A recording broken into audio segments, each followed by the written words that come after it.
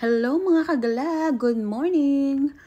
Welcome back sa aking short video. So for today's video, ito po yung mga ginagawa ko araw-araw. So ngayon, maglilinis tayo ng bahay ng aking amo. Ayan, punas-punas, dusting-dusting. Ganyan yung ginagawa ko everyday sa bahay ng aking mga amo.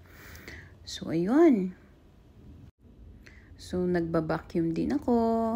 At dinis-dinis kahit saang part, dinis ng kusina, ayan, punas-punas ng kusina. Usap din sa aking mga family sa Pilipinas, pamangkin ko. Dumaan din kay Ate Dali para magpadala ng pera, panghanda ng aking pamangkin.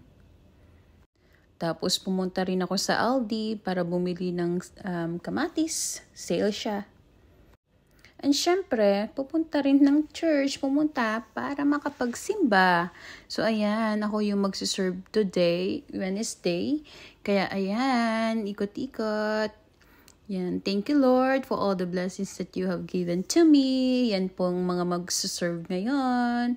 Kaya ayan, thank you Lord. Yan sila Monsi, sila Kuya, and mga ate. Ayan, sila pong aking makakasama sa pagsiserve kay Lord. Thank you Lord sa lahat ng blessings. Yan po. Maninobina mas kami every Wednesday. Yan ang mga umaattend po ng nobina. Kaya ayun, super thank you kay Lord. So yan, dito na ako sa bahay. Kakain ako ng dinner. Yan ang aking dinner. With tea. Tapos manood tayo ng movie. Thank you for watching, guys. God bless.